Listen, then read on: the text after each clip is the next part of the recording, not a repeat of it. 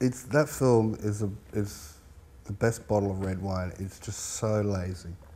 It is just, you just numb out watching it. The performances are just dodgy, but they're dodgy. They're consistently dodgy, so it's gorgeous. It's, you know what I mean. It doesn't, you know.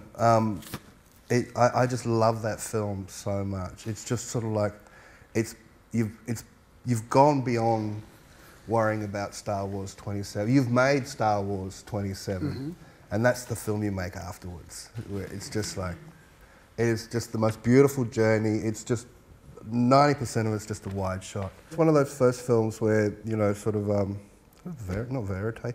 Well, you know, rather than cutting to a close-up or moving the camera, he would make them come and get their own close-ups. Yeah.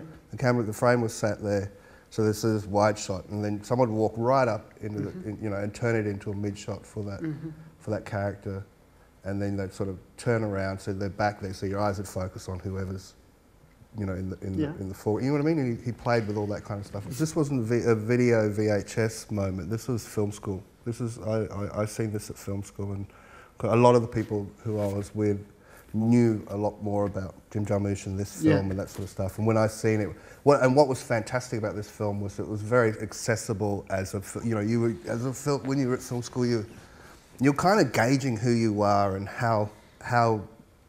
where you thought you could actually sustain as a filmmaker in a sense. And you know, we weren't complete idiots. We weren't inspiring to make Star Wars or anything when we were at film school. But you could see a film like this here, and you could go, and you kind of went, I reckon I could make something like that. You know, you could actually run on that. You could play that level. Yeah.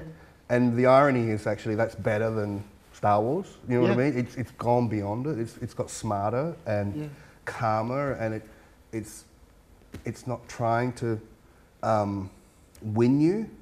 You just get sucked in and fall in love, you know? It's kind of like a cat that's sort of, you know, you have to go over and pat it rather than it, you know what I mean?